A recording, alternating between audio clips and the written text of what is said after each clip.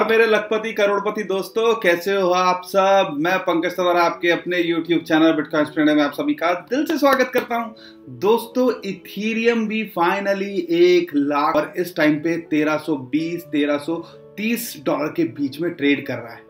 तो सबसे दुनिया की दूसरी सबसे बड़ी करेंसी है, उसके बारे में लोगों ने हमसे लगातार क्वेरी की और आप सबको भी पता है कि हम लगातार सिर्फ बिटकॉइन और इथीरियम को ही कवर कर रहे थे। अगर आप हमारी पिछले 6 महीने की वीडियो देखो, क्योंकि आपको बहुत सारे 100 कॉइन्स में पैसा लगाने की जरूरत नहीं है, हजारों चीजों में दिमाग लगाने की जरूरत नहीं है। अगर आप ऑनेस्टली 1-2 कॉइन्स को फोकस करें तो भी आप लखपति करोड़पति बन सकते हैं। और वही हमने कोशिश की कि आपका दिमाग डाइवर्ट ना करें। और आप देख सकते हो ऑल्ट कॉइन्स की अगर बिटकॉइन की फॉर्म में हालत देखें तो आज क्या है, सब डाउन है। उसके बारे में भी हम एक वीडियो बनाने वाले हैं, लेकिन आज ये एक्सक्लूसिव वीडियो है इथीरियम के ऊपर। और क्यों लगता है हमें इथीरियम यहां से 1.5 से 3-3.5 लाख रुपए क्यों जा सकता है, क्यों यहां से ये 2000 से 5000 डॉलर आने वाले 6 महीने या 2021 में हो सकता है। अगर आपको ऐसा लग रहा है कि हम हवा में बात कर रहे हैं तो आप हमारी जनवरी की शुरुआत की, जनवरी के पहले हफ्ते की 2020 में जो हमने वीडियो बनाई थी ना, वो देख लीजिएगा। जब इथीरियम का प्राइस कुछ खास नहीं था, 100-200 डॉलर था, और जब हमने बोला था ये 1000 डॉलर से ऊपर जाएगा तो 2020 के एंड में, तब भी लोगों को डाइजेस्ट नहीं हुआ था। तो कैलकुलेशंस होती हैं, मैं ये नहीं कह रहा हूं ये पत्थर की लकीर है, ऐसा हो सकता है, ये नहीं कह रहा होगा ही होगा। तो इस चीज को जरूर ध्यान रखिएगा। और इथीरियम की बात करें तो ऑलमोस्ट टच करने वाला है अपना पुराना ऑल टाइम हाई। और पिछले जो 4 साल लोग सोच रहे थे क्या होगा, क्या इथीरियम कभी 80 डॉलर जो 2 बार छू के गया था पिछले 3-4 साल के अंदर, क्या दोबारा से अपना ऑल टाइम हाई छुएगा। तो आप देख लीजिएगा, रेट इस टाइम पे यही बोल रहा है कि अपना ऑल टाइम हाई छूने वाला है। तो क्या फैक्टर्स हैं और क्यों हमें लगता है कि ये जाएगा, वो इस वीडियो में बताएंगे और साथ कर करेंगे टेक्निकल एनालिसिस।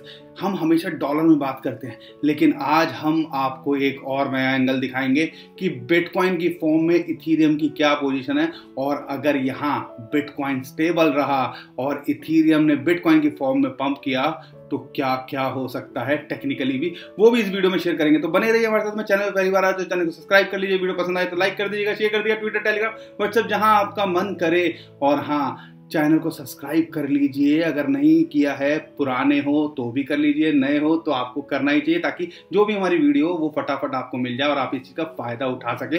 और साथ के साथ में जो बेल आइकन है ना, उसको भी जरूर दबा दीजिए, क्योंकि कई बार हमने शिकायत सुनी है कि सर हम आपकी वीडियो आती है लेकिन हम देख नहीं पाते। भैया देखोगे कैसे, जब नोटिफिकेशन एकदम से आपके मोबाइल में पॉपअप करेगा तो आपको पता चल जाएगा हमने कोई वीडियो अपलोड करी है। उसका भी फायदा उठाइए और ट्विटर, टेलीग्राम को भी फॉलो कर लीजिए, क्योंकि वहां पे भी हम कई जो है कंटेंट जो यूट्यूब पे शेयर नहीं कर पाते वो भी लगातार शेयर करते रहते हैं। तो ज्यादा टाइम वेस्ट नहीं करते, शुरू करते हैं। तो दोस्तों, अब बात करते हैं दुनिया की दूसरी सबसे बड़ी क्रिप्टो करेंसी, जिसका नाम है इथीरियम। लोग प्यार से ईथर बोल देते हैं, कोई ETH बोलते हैं, लेकिन मैं उसको प्यार से राजा की रानी बोलता हूं। और है भी, क्योंकि दूसरे नंबर पे ये आती भी है। किंग हमेशा किंग रहेगा और उसका नाम है बिटकॉइन। इथीरियम क्यों यहाँ से आने वाले 6 महीने 1 साल यानी कि 2021 क्यों इथीरियम का हो सकता है, और क्या है उसके फैक्टर्स, और क्यों ये बातें बोली जा रही हैं कि यहाँ से इथीरियम 1.5 लाख से 3-3.5 लाख हो सकता है, यानी कि 2000 डॉलर से ऑलमोस्ट 5000 डॉलर के बीच में कुछ भी रेट हो सकता है। उसके लॉजिक क्या है? तो सबसे पहला जो लॉजिक है उसका, वो है इंस्टीट्यूशन इन्वेस्टर। बिटकॉइन के बाद में दूसरा सबसे ज़्यादा जो इंटरेस्ट है ना लोगों के दिमाग में या इंस्टीट्यूशन के दिमाग में, वो है इथीरियम को लेके। और आपको ये नहीं भूलना चाहिए कि CME 8 फरवरी को CME इथीरियम के फ्यूचर्स लॉन्च कर रहा है। इसके मायने क्या हैं? इसके मायने समझने के लिए आपको चलना पड़ेगा 2017 में। 2017 में क्या हुआ था? बिटकॉइन का फ्यूचर का इतना हाइप हुआ था कि जब तक वो लॉन्च हुआ, बिटकॉइन का प्राइस 3-4 हजार डॉलर से ऑलमोस्ट 20,000 डॉलर पहुंच गया था। तो 8 फरवरी ज्यादा दूर नहीं है, ऑलमोस्ट 1 महीना है।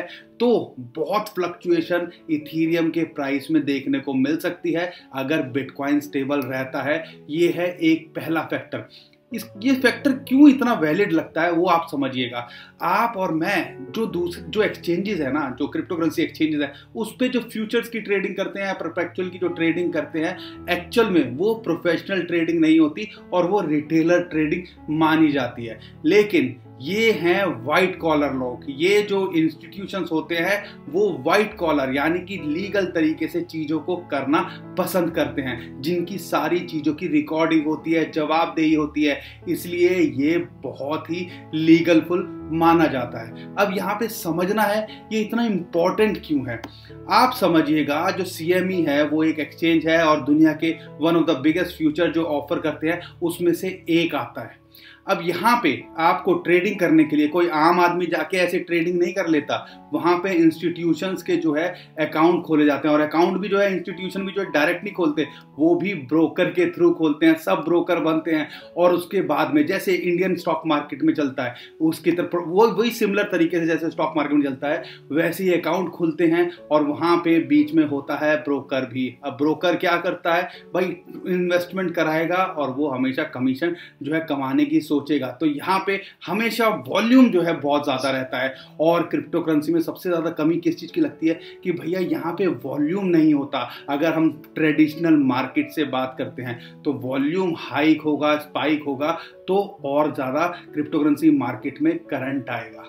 तो ये सबसे पहला लॉजिक है कि CME का जब फ्यूचर लॉन्च होगा 2017 में, अगर बिटकॉइन जैसा हुआ, तो अगर यहाँ से फटेगा इथीरियम तो क्या हो सकता है, अब आप खुद समझ सकते हैं। अब दूसरा फैक्टर जो है ना, वो भी कोई छोटा मोटा फैक्टर नहीं है, बहुत इंपॉर्टेंट, बहुत मायने रखता है, और वो है कि DeFi या जितने भी मेजर प्लेटफॉर्म हैं वो उनका जो प्लेटफॉर्म जो प्रोवाइड करता है वो इथीरियम करता है। जितने भी कॉइन्स हैं या जो प्रोजेक्ट हैं वो इथीरियम के प्लेटफॉर्म पे बने हैं, इथीरियम के बेस पे हैं। और DeFi की बात करूं तो ऑलमोस्ट $20 बिलियन आज की डेट में, 20 बिलियन छोटा मोटा अमाउंट नहीं होता, वो वहाँ पे उनकी वैल्यू लॉक है। अब यहाँ पे समझना है कि इसके मायने क्या निकलते हैं। अब सबसे पहले आपको समझना पड़ेगा कि भैया अगर यहाँ पे 90% अगर प्लेटफॉर्म इथीरियम के बेस्ड पे हैं और जिसको लोग प्रेफर करते हैं, या आपने जितने बड़े बड़े कॉइन्स देखे हैं अभी भी वो अपनी चेन पे नहीं है, वो इथीरियम के ऊपर हैं। तो यानी कि इथीरियम एक खुद ही इतना स्ट्रॉन्ग चीज है और उसके ऊपर हैवी वेट लिफ्टिंग और कॉइन और प्रोजेक्ट बनेंगे और वो यहाँ टिकेंगे, तो क्या होगा, किसकी क्रेडिबिलिटी बढ़ रही है, अल्टीमेटली इथीरियम की बढ़ रही है। एक एग्जांपल से समझते हैं, छोटा सा, आपने एक बिल्डिंग बनाई, एक 5 स्टार बिल्डिंग बनाई, टॉप क्लास बिल्डिंग बनाई, और दुनिया के जितने भी सेलिब्रिटी हैं वो वहां आके रहने लगे, तो किसकी वैल्यू बढ़ेगी, उस बिल्डिंग की वैल्यू बढ़ेगी। बुर्ज खलीफा में क्या होता है, बुर्ज खलीफा की कहानी यही तो है, उन्होंने दुनिया की नंबर 1 जो है बिल्डिंग बना दी, और उसमें दुनिया का हर कोई इंसान चाहता है कि भैया मेरा एक फ्लैट हो या मेरे पास में एक प्रॉपर्टी हो। सेम इथीरियम के साथ में भी कुछ ऐसा ही हो रहा है। अगर कॉइन्स की बात करें तो समझ लीजिए कॉइन्स का बुर्ज खलीफा है इस टाइम पे। जो भी प्लेटफॉर्म है उसमें सबसे ज़्यादा ट्रस्ट किसका आता है, वो ये सोचता है कि यार मैं सबसे अच्छी जो चेन है वो इथीरियम पे करूं, क्योंकि सबसे ज़्यादा क्रेडिबल, सबसे ज़्यादा पुरानी है। अब यहाँ पे बहुत सारे लोग बोलते हैं कि ये तो बात ठीक है, लेकिन इसकी फीस इतनी है। फीस के लिए क्या हो रहा है, तो भैया फीस के लिए आपको पता है कि ऑलरेडी इन्होंने जो है स्टार्टिंग कर दी है, चीज़ें धीरे धीरे ही होंगी। अभी तो फेज 1 जो फेज 0 माफ कीजिएगा लॉन्च हुआ है, धीरे धीरे चीजें सही होंगी। अगर इथीरियम के क्या है ये इथीरियम 2.0 उसके बारे में डिटेल चाहते हो तो हमारी ऑलरेडी वीडियो है वो देख लीजिएगा। लेकिन धीरे धीरे इस पे ट्रांजैक्शंस जो है ईज आउट होंगी और वहाँ पे आपको और बेनिफिट मिलेगा। एक छोटा लंबा प्रोसेस लगता है। क्रेडिबिलिटी, अगर मैं डेवलपर्स की बात करूँ, बिटकॉइन या दूसरे किसी प्रोजेक्ट से 3 से 4-5 गुना ज़्यादा डेवलपर इस प्रोजेक्ट पे काम करते हैं। ये चीज़ को ध्यान रखिएगा। और डीफाई का मैंने आपको बता दिया कि भैया इतनी वैल्यू लॉक है, यानी कि मार्केट से इतने इथीरियम आउट हैं, ये ध्यान रखिएगा, सप्लाई में नहीं है। और दोस्तों इतना ही नहीं, अगर मैं इथीरियम 2.0 की बात करें तो जो दुनिया भर के लोग हैं ना वो उसमें भी बहुत जो है बढ़ चढ़ के हिस्सा ले रहे हैं। और आप देख सकते हो इस टाइम पे 23,50,000 से ज़्यादा ईथर जो है वहाँ पे लॉक हैं। यानी कि अगर वैल्यू की बात करें तो काफ़ी अच्छा खासा अमाउंट, आप सब ध्यान रखिएगा। और आपको बता दूं ये टेम्परेरीली जो है लॉक है, यानी कि अभी कब इसका विड्रॉल ओपन होगा, क्योंकि स्टेकिंग आप करते हो और उसके बदले आपको जो है इथीरियम मिलते हैं, जो माइन होते हैं वो मिलते हैं। और ये कब ओपन होगा, ये लॉक कब तक रहेंगे, आने वाले 1-2 साल तक रहेंगे या जो नई डेवलपमेंट होएगी, तो उसकी वजह से ये सारे ईथर भी अभी करंटली मार्केट से आउट हैं। और यानी कि ये सप्लाई इस टाइम पे कम है इथीरियम की। 23,50,000 ईथर मार्केट से आउट हैं अगर देखें इस टाइम पे फिलहाल। और ये भी एक बहुत बड़ा रीज़न है कि हम जो है इथीरियम के प्राइस में इतना बड़ा हाइक देख रहे हैं।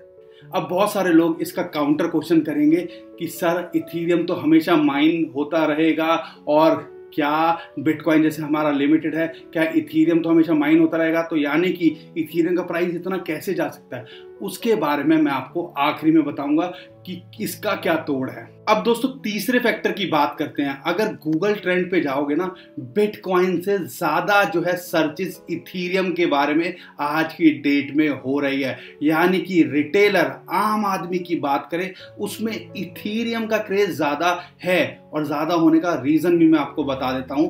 एक बिटकॉइन खरीदने के लिए आज की डेट में आपको जेब ढीली करनी पड़ती है। आम आदमी अगर लेना चाहे तो एक इथीरियम ले नहीं सकता, क्योंकि उसकी वैल्यू 30 लाख के आसपास चल रही है। लेकिन अगर एक आम आदमी की बात करें उसके लिए 90,000 1 लाख वो फिर भी मैनेज कर सकता है। इसलिए ये चीजें हो रही हैं कि रिटेलर जो है ना, उसका भी इंटरेस्ट इसके अंदर बढ़ रहा है।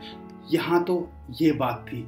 चौथा भी फैक्टर आपको बता दूं, हम ऑलरेडी 3 से 6 महीने से लगातार ये आपको बोल रहे थे कि ये तो ऑन चेन रिकॉर्ड है कि भैया बिटकॉइन जो है वॉलेट जो है, बिटकॉइन का जो वॉलेट है एक्सचेंजेस का, बिटकॉइन वहां से कम हो रहे हैं, लोग अपने पास स्टोर कर रहे हैं। यानी कि मार्केट में सप्लाई नहीं है। सिंपल इकोनॉमिक्स होती है, डिमांड एंड सप्लाई का फंडा होता है कि भैया अगर डिमांड ज्यादा होगी, सप्लाई कम होगी तो रेट ऊपर जाएगा, और बिटकॉइन के साथ यही हुआ। अब यही चीज पिछले 1-2 महीने से इथीरियम के साथ में हो रही है। अगर ऑन चेन डाटा की बात करें, जितने भी बड़े बड़े एक्सचेंजेस है उस पे लोग इथीरियम कम होल्ड कर रहे हैं, वेल्स कम होल्ड कर रहे हैं, अपने पास ज्यादा होल्ड कर रही है। यानी कि इसकी भी शॉर्टेज अब एक्सचेंजेस पे दिखने लगी है। और जब सारी चीजें और बढ़ेंगी इथीरियम को लेके, अवेयरनेस और बढ़ेगी इथीरियम को लेके, तो डिमांड और बढ़ेगी। सप्लाई जो है आपकी लिमिटेड ही है, या इस टाइम पे मार्केट में अवेलेबल ही नहीं है, तो भैया क्या होगा, रेट अप जाएगा। तो ये भी एक फैक्टर है जो कि बहुत इंपॉर्टेंस रखता है, और ये सब पुश कर सकते हैं आने वाले टाइम में बिटकॉइन के प्राइस को। यहीं पे बहुत सारे लोगों ने हमसे बोला सर अगर इथीरियम की ट्रांजैक्शन की बात करें उस पर फीस ज़्यादा लग रही है। लेकिन आपको बता दूं, अगर अपने वॉलेट से आप ट्रांसफ़र करते हो तो वहाँ पे $1-2 लग रही है, लेकिन आप स्वैपिंग में जाते हो तो $30-35 आपको फीस देनी पड़ रही है। यानी कि आप किसी और कॉइन से एक्सचेंजेस पे करते हो तो वही ब्रोकर की कमीशन लगेगी, लेकिन अगर आप स्वैपिंग फैसिलिटी यूज़ करते हो, जैसे यूनिस्वैप हो गया या 1inch हो गया या दूसरा और कोई मेटामास्क हो गया, दूसरा और कोई प्लेटफॉर्म हो गया, तो वहाँ पे स्वैप करने के आपको $30-35 तक देने पड़ रहे हैं एज अ गैस फी। अब यहाँ पे समझना है कि एक्चुअल में ये इससे फायदा क्या है।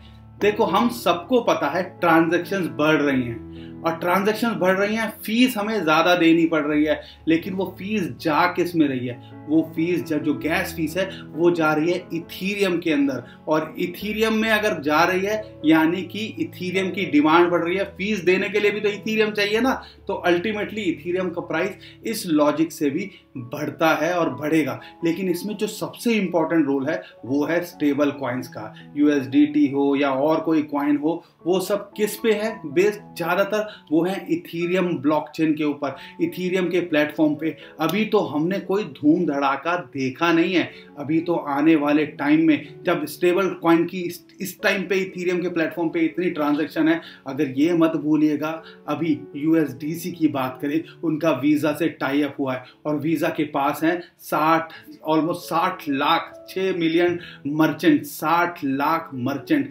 अगर वो इस चीज़ को यूज़ करने लगे तो स्टेबल कॉइन की और डिमांड बढ़ेगी। स्टेबल कॉइन के ट्रांजैक्शन के लिए हमें क्या चाहिए होगा, इथीरियम चाहिए होगा, और इथीरियम हमारे पास में लिमिटेड है, यानी कि अल्टीमेटली इथीरियम का प्राइस ये फैक्टर भी बढ़ाएगा।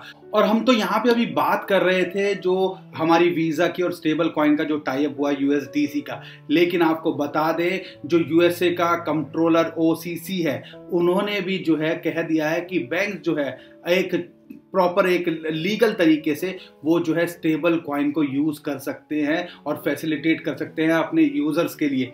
इसके क्या मायने निकलते हैं दोस्तों, अगर बैंक के थ्रू स्टेबल कॉइन की ट्रांजैक्शन होने लगी तो अल्टीमेटली हम सबको पता है आज की डेट में सबसे बड़ी चेन किस चीज के स्टेबल कॉइन के लिए जो ट्रस्टवर्दी है वो इकलौती इथीरियम ब्लॉकचेन ही है। तो यानी कि ट्रांजैक्शंस और बढ़ेंगी, ट्रांजैक्शन और बढ़ेगी मतलब इथीरियम हमें ट्रांजैक्शन फीस के लिए और देना पड़ेगा, यानी कि और डिमांड किसकी बढ़ेगी, इथीरियम, क्योंकि भैया इथीरियम देना पड़ता है ट्रांजैक्शन फीस के लिए, गैस फीस जो लगती है वो ईथर में लगती है। तो इन सब चीजों को भी कौन दिमाग में रखेगा, कौन ध्यान में रखेगा। दोस्तों अक्सर हमसे इथीरियम को लेके ये सवाल पूछा जाता है कि सर इसकी सप्लाई तो अनलिमिटेड है, ये तो हमेशा माइन होता रहेगा, तो भैया बिटकॉइन की तरह ये कभी इतना नहीं हाइप हो पाएगा। इसका तोड़ निकालने के लिए जो ब्लॉकचेन के डेवलपर्स है ना, उन्होंने वर्किंग की हुई है और उनकी प्लानिंग में है। उनकी प्लानिंग में एक प्रोटोकॉल है EIP 1559। अब ये प्रोटोकॉल फ्यूचर में, जैसे उनके डेवलपर का कहना है, फ्यूचर में वो इम्प्लीमेंट करेंगे। और इसका मतलब क्या होगा आप समझिएगा, ये प्रोटोकॉल का मतलब क्या है। बहुत ही लेमन लैंग्वेज में आपको समझाने की कोशिश करूंगा कि जो गैस फीस यानी कि ट्रांजैक्शन फीस जो होगी उसका सर्टेन पोर्शन जो होगा वो बर्न करेंगे, यानी कि वो मार्केट से आउट हो जाएगा। जो भी इथीरियम होगा, जो भी ट्रांजैक्शन फीस के थ्रू वो आएगा, कुछ पोर्शन, सारा नहीं, क्योंकि माइनर्स या स्टेकर्स को भी तो देना पड़ेगा ना, क्योंकि जो वो होगा कुछ पोर्शन वो जो है बर्न कर देंगे, यानी कि वो सप्लाई जो इथीरियम की होगी वो परमानेंटली इथीरियम की ब्लॉकचेन से या इथीरियम के नेटवर्क से आउट हो जाएगी। तो इसका एक ये तोड़ आप समझिएगा कि भैया जो माइन हो रहे हैं और जो वो बर्न करेंगे तो उसमें कुछ ना कुछ तो समानता रहेगी, यानी कि नया माल जो बन रहा है, इंसेंटिव लोगों को मिल रहा है स्टेकिंग का या माइनिंग का, और साथ के साथ जो गैस फीस है, जो ट्रांजैक्शंस आ रही हैं जो पहले माइनर्स को जाती थी, माइनर्स आई एम श्योर कि ज़्यादा खुश नहीं होंगे या स्टेकर्स खुश नहीं होंगे इस चीज़ से, लेकिन इन फ्यूचर में ये चीज़ भी इम्प्लीमेंट होगी, आप देखिएगा। और जब ये इम्प्लीमेंट होगी इसका मतलब क्या हुआ कि भैया इथीरियम आउट भी होगा, यानी कि जितना बन रहा है तो हो सकता है उसके आसपास या थोड़ा कम ज़्यादा वहाँ से इथीरियम मार्केट से आउट हो, बर्न होने की फॉर्म में।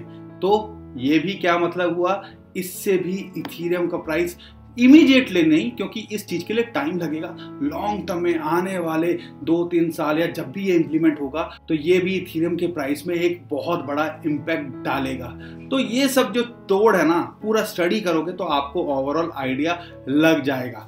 अब बात करते हैं टेक्निकली इथीरियम का यहाँ से क्या लगता है।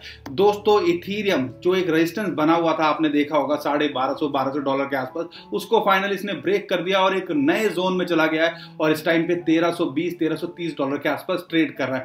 अब यहाँ से क्या लगता है, 1320 है ना, देखो ये कोई खास रेजिस्टेंस नहीं है या यहाँ कोई रेजिस्टेंस नहीं है।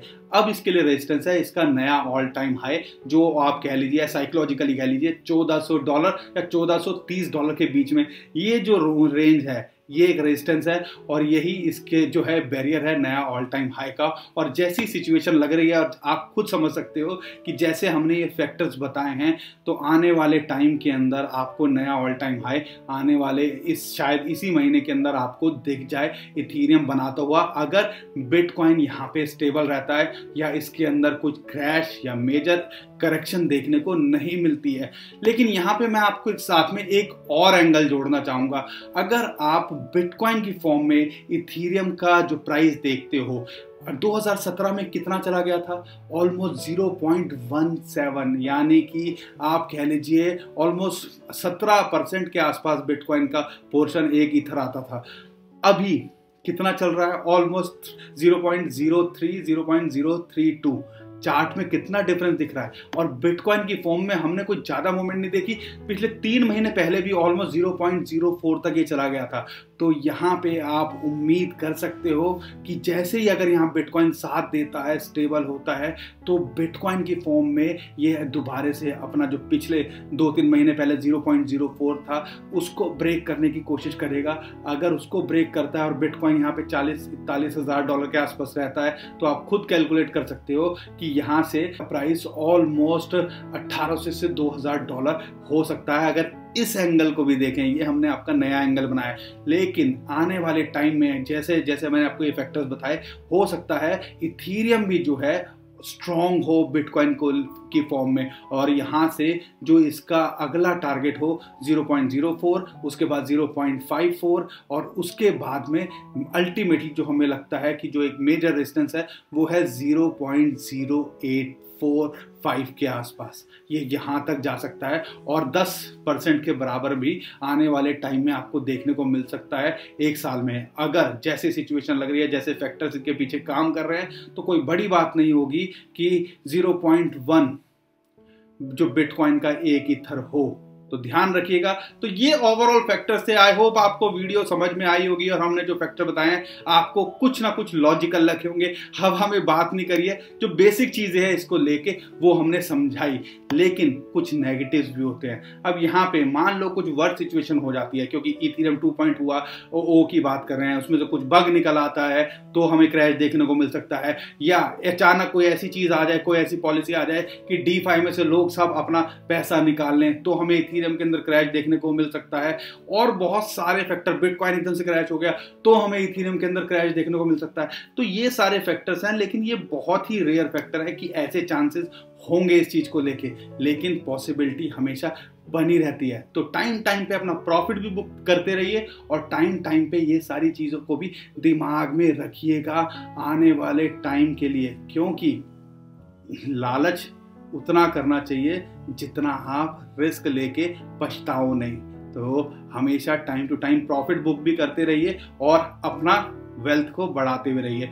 ये समीकरण होना चाहिए आपके पास में। ये नहीं होना चाहिए कि भैया ये बढ़ गया है, आपने बेचा नहीं, फिर नीचे आया है तो आप बेच रहे हो। बहुत सारे लोगों ने अभी यही किया था। 1150 जब डॉलर इथेरियम पहुंच गया था और फिर एकदम से 900 डॉलर के आसपास आ गया था, तो लगातार मैसेज आ रहे थे कि सर क्या बेच दे, क्रैश तो नहीं हो जाएगा। तो भैया यही चीज आपको सोचनी है कि आपके लिए क्या सही है। अपना प्रिंसिपल भी बचाना है और प्रॉफिट भी कमाना है और अमीर भी बनना है। तो डिसाइड आप कीजिएगा। हम कोई फाइनेंशियल एडवाइजर नहीं है, हमने अपनी रिसर्च की वो आपके साथ में शेयर करी। तो दोस्तों आज के लिए इतना ही। आई होप वीडियो पसंद आई होगी। वीडियो पसंद आई तो लाइक कर दिएगा, शेयर कर दिएगा, ट्विटर, टेलीग्राम, व्हाट्सएप जहां आपका मन करे शेयर जरूर करिए और सब्सक्राइब कर दिएगा। चैनल पहली बार आए हो, पुराने हो तो बेल दबा दीजिएगा, और नए हो तो पहले सब्सक्राइब कर लीजिएगा और फिर बेल दबा दीजिएगा, ताकि जो भी नोटिफिकेशन हो आपको फटाफट मिल जाए और आपको पता चल जाए हमने कोई वीडियो अपलोड करी है। तो दोस्तों आज के लिए इतना ही। खुश रहिए, मुस्कुराते रहिए, कमाते रहिए। आपका दोस्त पंकज। थैंक यू, नमस्कार, धन्यवाद, जय हिंद।